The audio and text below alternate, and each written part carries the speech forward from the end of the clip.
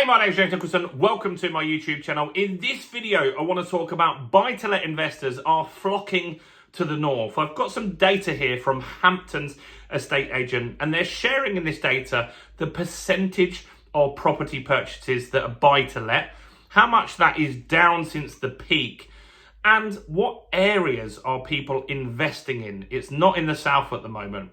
So if you're new around here and you want to get all the latest updates in the property market, do make sure you subscribe to the channel over there and hit the bell notification. We're on the way to 44,000 subscribers now. And let's get some views on this video so people understand what's going on. How do we do that? Simple. Smash like, tickle like, do something to that like button. That really helps with the YouTube algorithm, and that's really helped the channel grow. So thanks to everyone that does that. So Hampton's estate agents, they had an office opposite me for a while, where my office is here. And so I'm in Dorking in Surrey, and they've gone bust, which I would have thought Dorking, being a fairly affluent town, would be quite good for a Hamptons, but clearly it didn't work out. But anyway, they've got some data here, and the data that they've got is talking about basically what's going on with the buy-to-let market. And a lot of people have stopped purchasing in the south. In London, it's particularly hard because it's so expensive to buy property and you don't get a very good yield, and house prices in London aren't going up at the moment, so that's putting off people. But they're saying that 39% of all buy-to-let purchases, I need a new pen, 39% are in the north or the Midlands. So that's a huge chunk and really concentrates a lot of buy-to-let purchases in a fairly small area of the UK. It's effectively a quarter, isn't it? And you've got a lot of the buy-to-let purchases there. And that makes sense because you're not getting your money's worth in other areas. The north has been really strong. You've had some good capital appreciation in the north in the last year. It's up around 8%, which is good. You've got good rental yields up there as well. And so it is strong and robust, and that is what's keeping the market going up there. However, they did say that the buy-to-let market is as quiet as it's been for decades now, and it's back to the levels that it was at in 2007. And if you think 2007 was when things started to slow down, just before we had that 2008 crash, the market was peaking then, so less purchases would have started at that point. And so we are at a quieter point now. Buy-to-let purchases right now, 10% of all purchases are buy-to-lets. So 90% are residential. And so when people say landlords are taking all the properties, it's just not true. The frustration that people have is that house prices have been going up for such a long period of time and they're priced out the market. But it's not necessarily because of landlords, because the landlord market has been shrinking. The rental market hasn't grown since 2016. It's just that we don't build enough properties. Labour said they'd build 1.5 million houses. They're nowhere near that target. They don't have the people to do it. It's just not going to happen. So the buy-to-let market, the new purchases in the last year, 10% of them are buy-to-let products.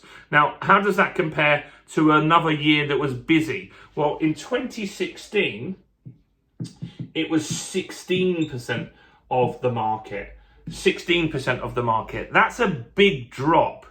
And that's why rents are still going up at record rates. We've had a 10% growth over the last year, and that looks like it could still continue.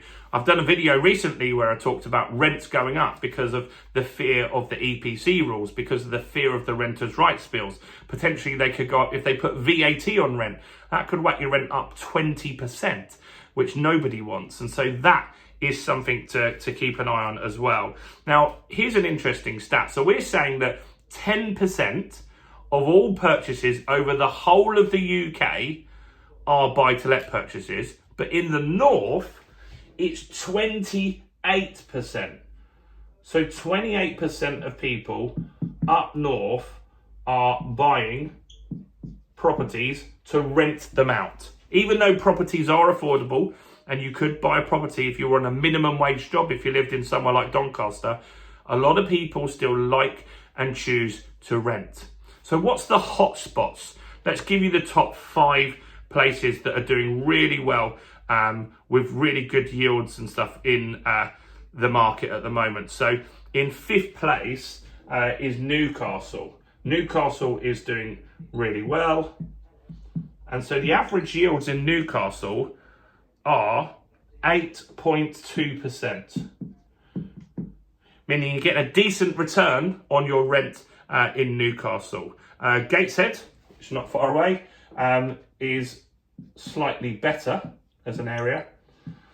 And so in Gateshead, you're getting 9.4% yield, which is very, very strong. And that's what you're seeing up north. The Doncaster properties we've got with George and my daughter, they give us a really good yield up there. We do quite well.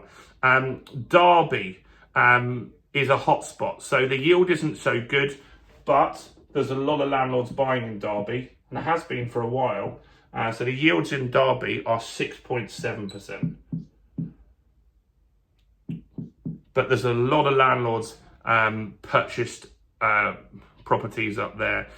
Darlington is a great place as well. If you're looking for places to invest in, these are some of the places you can look at. So Darlington, the average yield is 9.6% as well. I mean, that's cracking. That's nearly 10%. Nearly double figures there, which is insane. And Redcar is one of the better, strongest places that you can invest at the moment. And so the rental yields in Redcar are 9.8%. That's cracking return on your money there. You're not getting that in a bank for sure. So look, what we're seeing here is that buy-to-let is still doing well in some areas, not so much in the south. I've got all my properties in the south, which are doing fine because I bought them a while ago. So if you do want to invest in the south, it's going to be hard for you to buy as just a vanilla buy-to-let.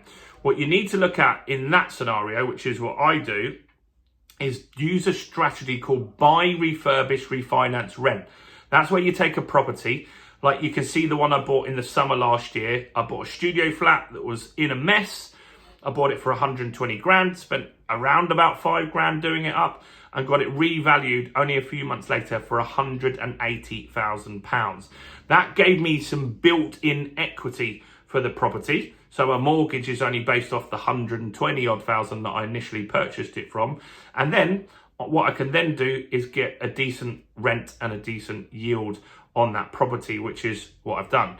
So look, if you want to invest in property, a lot of people think it's been lots of doom and gloom, but not necessarily if you're looking potentially in these areas, especially if you live near there, could be quite easy to invest there.